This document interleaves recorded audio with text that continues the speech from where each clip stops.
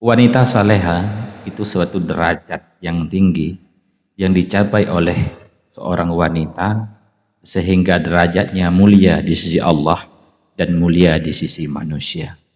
Derajat solehah ini tidak gampang didapatkan oleh setiap wanita.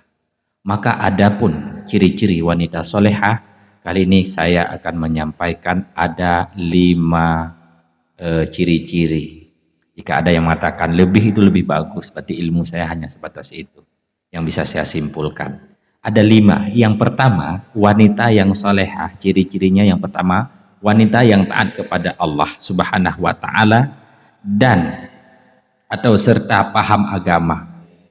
Dengan ilmu apa? Paham tentang agama, bagaimana taat kepada Allah Subhanahu wa Ta'ala. Jadi seorang wanita yang taat kepada Allah itu bagian daripada ciri-ciri wanita solehah yang pertama. Yang kedua, wanita solehah yang selanjutnya ciri-cirinya menutup aurat dan menjaga tubuhnya secara syar'i, ya. Menutup aurat dalam artian memakai hijab, terus menutup dadanya, bajunya longgar, tidak membentuk. Itu ciri-ciri yang kedua, yaitu menjaga aurat serta menutup auratnya. Yang ketiga, wanita soleha yang selanjutnya itu ada ciri-ciri bersyukur, selalu bersyukur dalam setiap keadaan. Jadi apapun yang diterima dalam kehidupan ini, dia akan selalu bersyukur kepada Allah Subhanahu wa Ta'ala, ya. Selalu bersyukur. Nikmat besar dia bersyukur, nikmat kecil malah dia lebih bersyukur. Di apapun yang didapatkan dalam kehidupannya, dia selalu bersyukur. Itu merupakan ciri-ciri daripada wanita solehah. Yang selanjutnya, wanita solehah yang selanjutnya yang keempat, itu ciri-cirinya ada di setiap saat dia selalu beristighfar kepada Allah Subhanahu wa Ta'ala. Dia selalu minta kepada Allah untuk mengampuni dosa-dosanya, dosa-dosa kecil, dosa-dosa besar. Dia selalu minta ampun kepada Allah, selalu diucapkan istighfar, astaghfirullahaladzim, astaghfirullahaladzim di setiap saat. Itu merupakan bagian daripada ciri-ciri wanita soleha, selalu beristighfar, meminta ampun kepada Allah Subhanahu wa Ta'ala atas segala yang pernah terjadi ataupun apapun yang dilakukan yang dianggap itu berdosa kepada Allah Subhanahu wa Ta'ala, dia selalu meminta ampun kepada Allah dengan beristighfar kepada Allah Subhanahu wa Ta'ala.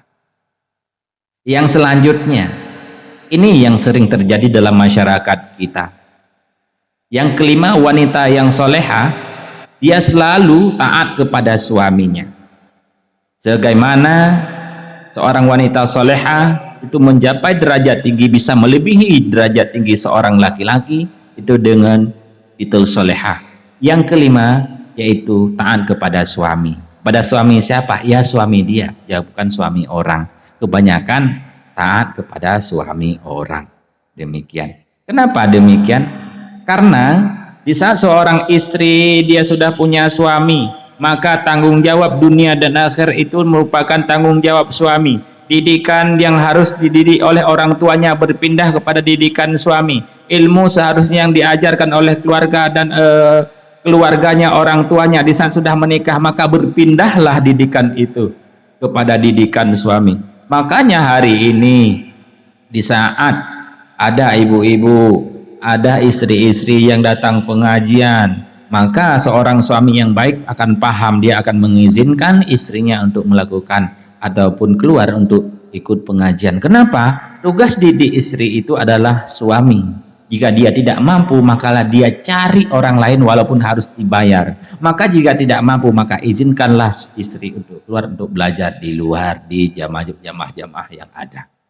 Jadi yang kelima, taat kepada suami. Bagaimana seorang istri ini akan mengerti cara taat kepada suami? Dengan ilmu pengetahuan tadi yang ada di nomor pertama itu, paham agama. Bagaimana dia paham agama? Dia akan menuntut ilmu agama.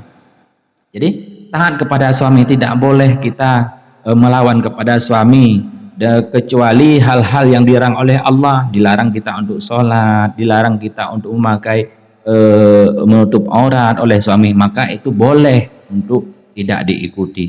Tapi hal-hal yang dianjurkan oleh Allah, hal-hal yang tidak bertentangan dengan agama, malah perintah agama disuruh oleh suami, maka wajib dilakukan oleh istri untuk mencapai titel-titel soleha. Kebanyakan hari ini yang kita temukan dalam masyarakat kita luar biasa, ya. Seorang istri tidak taat kepada suami, malah bisa juga sebagian dari kita ada juga seorang suami yang membiarkan keluarga atau anak istri kita masuk dalam golongan-golongan orang yang dibenci oleh Allah. Itu kita laki-laki termasuk lelaki duyus ataupun dayus